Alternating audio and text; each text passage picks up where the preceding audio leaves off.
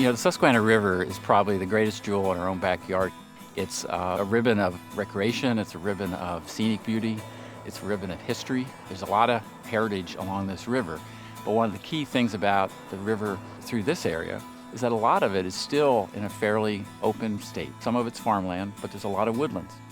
And we don't have many of those left. If we can preserve these lands, make them attractive to visitors, it becomes a magnet for outdoor visitors and travelers. And that helps our local economy through hotels and restaurants and shopping and outfitters and all those kinds of things. So I think it's really protecting nature, protecting our quality of life, and helping make a vital economy. One of the things Lancaster Conservancy is really focused on is bringing together partners and bringing together the community. And we look at that as business partnerships and sponsorships and how businesses can get involved. We look at that as community partners and nonprofits and government organizations.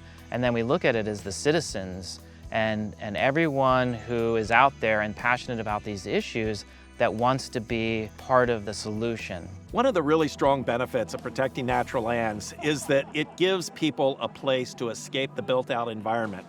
So we have a lot of companies in York and Lancaster County who are growing. They're trying to hire the brightest and best from around the country.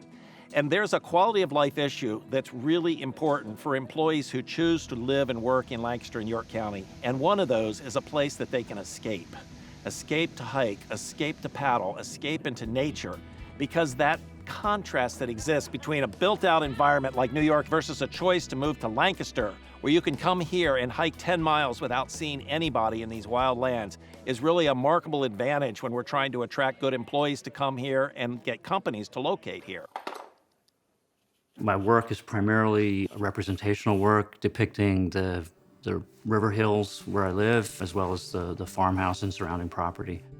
Many of the greatest landscape painters of the 19th century came to the Susquehanna River and to this particular part of the Susquehanna River to paint. Benjamin West was here, Frederick Church, Thomas Moran, all the great Hudson River School painters came here and painted the Susquehanna as well. There's a legacy of art here. It's not as well documented, but it's a very strong one, and you see it continue today, and all the artists that they're all hidden away here in the hills and historic homes and little hideaways painting. It's a great place to work as an artist for that reason.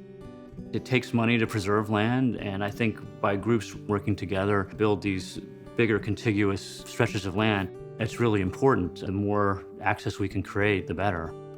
Well, Lancaster County across the river attracts almost 10 million people a year. York attracts another few million. We got Hershey and Gettysburg close by. Those folks primarily are coming for Amish country. You know, Susquehanna is not yet on everybody's radar, but by preserving the lands, by making more parks and preserve, by making heritage centers and things like this, over the last 15 years, we think we've hit critical mass where there's enough of an attraction here that our tourism bureaus in York and Lancaster are now selling the river as an asset. And if we can get just 5% of the 10 million visitors coming to this area to spend one more day, we call it the One More Day campaign, then one more day to experience the Susquehanna River, they're going to spend somewhere at least $200 a day. Times 5% of 10 million, it's $100 million of economic impact that wouldn't be here if they didn't stay for one day for the river.